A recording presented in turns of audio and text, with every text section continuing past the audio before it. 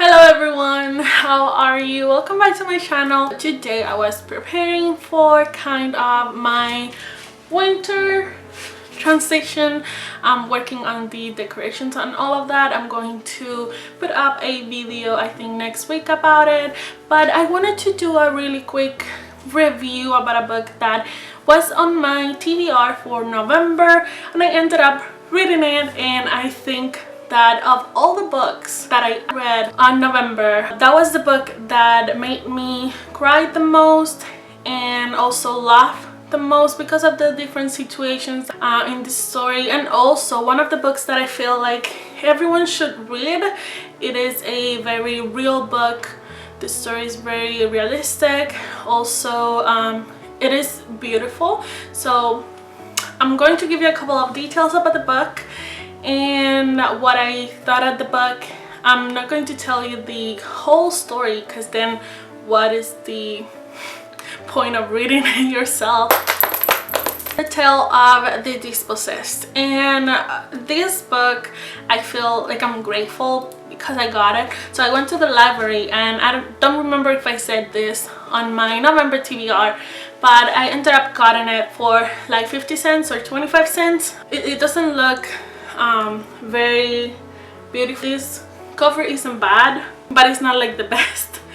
But I'm so grateful that I got it. So it is a tale of a boy who is, his mom left him in front of a church, and the church didn't want him. He had 21 fingers, and the person who ended up raising him was a poor woman who, she wasn't a servant or anything like that, but she took everyone's clothes and then washed them in a river. So he was raised near a river in a city. It is a state in Colombia, in a city of Colombia, and there was a war, and the war got to that city, so he ended up living in the forest with the mom, and they ended up having nothing to eat or very little, living with a lot of other people who didn't have anything as well and were poor.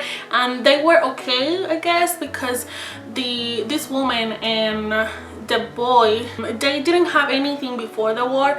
So it even says in the book that sometimes when you have nothing and they take away nothing, you don't feel it because you have never had anything.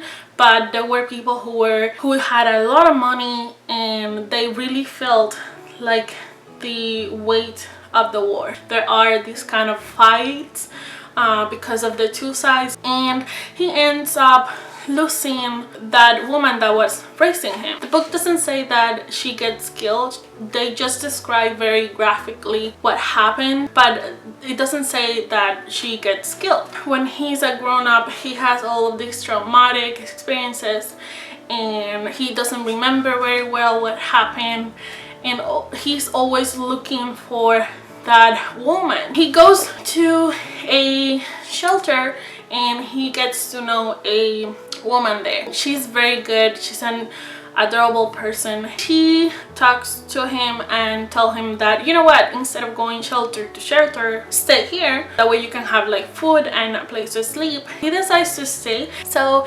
after a period of time, she starts to feel for him, but she's always thinking that he's looking for this woman and he must be really in love with that woman, so he doesn't want me. So she decides to start looking for that woman as well. That way he can know what happened to her, and it's kind of like a way of, okay, so I'm going to try and find her. That way he can see how she is or who she is, and that way I know that either I helped you get to her or I helped you see that she's not coming back, so you can be with me. It is kind of selfish in some way, but to me it looked like she's either helping him or helping herself. Then she starts to ask around, and she finds someone who is from the same city as a boy, and then she starts telling you the story of the boy. I of course not going to tell you what happens at the end. I guess you will have to read it for that. I also think that this is a mixture between classic and contemporary contemporary books. I feel like this book is mainly about how us as humans are always looking for something that may not be there, but also maybe it is. So it's kind of like it is in our nature to look for something. Also, this book is recommended by Isabel Allende and Gabriel Garcia Marquez. If you don't know who those people are, they are one of the best writers of all time. Gabriel Garcia Marquez is very recognized for many of his books, and Isabel Allende, I do not remember if I said it, but I think I did in my November TBR, the ones that I read already. It was My Japanese Lover. No, it wasn't My Japanese Lover, it was Japanese Lover. I don't have any Japanese lovers. But it was Japanese Lover by Isabel Allende, which is a very good book as well. Not as good as the other books that she has written, but still very good. So yeah, if you have time and you think that you could enjoy a very sad but cute and kind of real book, this is for you. See you in the next one. Bye.